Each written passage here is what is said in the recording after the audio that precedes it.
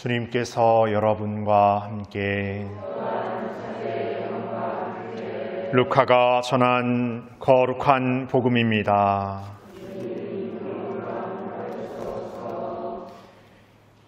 하늘에 올라가실 때가 찾아 예수님께서는 예루살렘으로 가시려고 마음을 굳히셨다. 그래서 당신에 앞서 심부름꾼들을 보내셨다. 그들은 예수님을 모실 준비를 하려고 길을 떠나 사마리아인들의 한 마을로 들어갔다. 그러나 사마리아인들은 예수님을 맞아들이지 않았다. 그분께서 예루살렘으로 가시는 길이었기 때문이다. 야고보와 요한 제자가 그것을 보고 주님, 저희가 하늘에서 불을 불러내려 저들을 불살라버리기를 원하십니까? 하고 물었다. 예수님께서는 돌아서서 그들을 꾸짖으셨다. 그리하여 그들은 다른 마을로 갔다.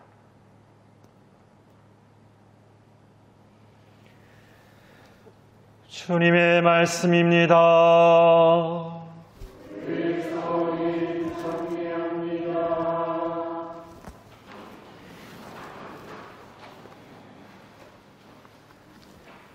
참 예수님,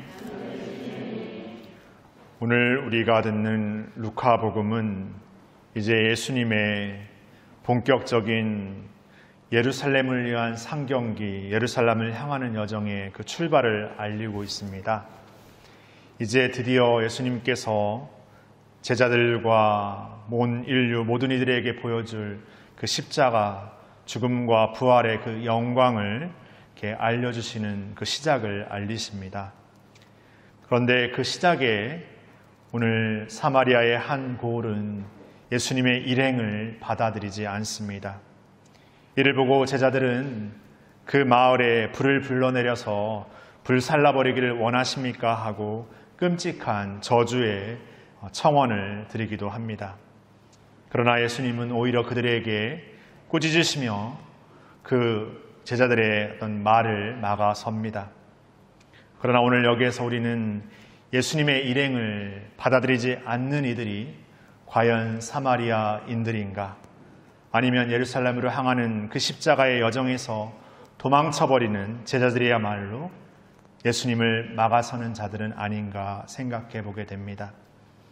오히려 우리는 겉으로 드러나는 것들에서 예수님을 따르는 자와 예수님을 저주하는 자를 구분짓지만 예수님을 따른다라고 그리고 심신당부하고 또 거기에 전심을 담은 제자들의 삶 속에서도 예수님을 자신의 삶의 기준의 판단으로 저버리는 우리가 있습니다.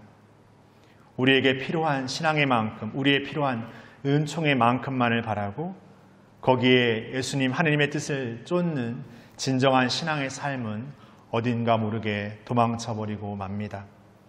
그러나 오늘 우리는 예수님 앞에서 그러한 우리의 나약함과 부족함의 현실과 진실됨을 하느님 앞에 고백하면서 예수님도 하느님의 뜻을 살기 위해서 이 잔을 거두어 주십시오라고 고백했지만 그 뜻을 넘어서 하느님의 뜻을 당신의 뜻으로 받아들이기 위해서 십자가의 죽음을 선택했던 그 결단과 용기를 바라보아야 할 것입니다.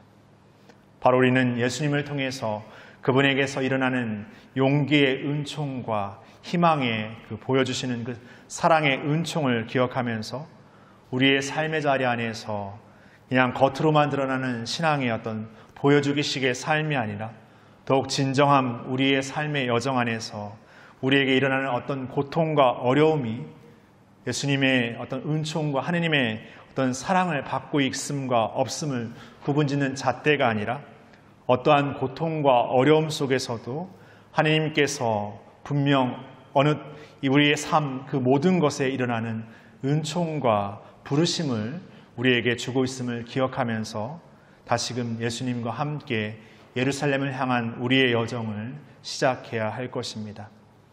오늘 제1독서 욥은 자신이 태어난 날을 저주합니다. 한마디로 얘기해서 내가 왜 세상에 태어났을까? 이렇게 고통받기만 하고 저주받는 자신을 더욱 저주하는 스스로입니다. 그러나 욥은 자신의 삶을 저주할지언정 하나님의 뜻을 거부하거나 하나님의 뜻을 모욕하지 않습니다. 바로 우리의 삶에서 욥의 삶처럼 어려움과 고통과 힘겨움과 고통의 삶을 우리의 현실로 목도하게 되겠지만, 경험하게 되겠지만, 온전히 뒤집어쓰게 되겠지만, 거기에도 하나님의 우리에 대한 계획이 있음을 잊지 말아야 할 것입니다. 하나님이 우리에 대한 계획과 부르심의 어떤 마련됨이 있음을 잊지 말아야 할 것입니다. 그렇게 오늘 우리는 온통 이해할 수 없는 우리의 어려움과 힘겨움 앞에서 하나님의 뜻에 대한 믿음을 잃지 않으면서 이 어려운 그러나 하나님의 은총으로 걸을 수 있는 이 신비의 여정을 새로운 마음으로 살아가기를 청했으면 좋겠습니다. 그러한 믿음의 은총을 더해 주시기를 청하면서 오늘이라는 시간 안에서 하나님의 사랑을 청하면서 이 여정을 계속해서 걸어나갔으면 좋겠습니다. 잠시 묵상하시겠습니다.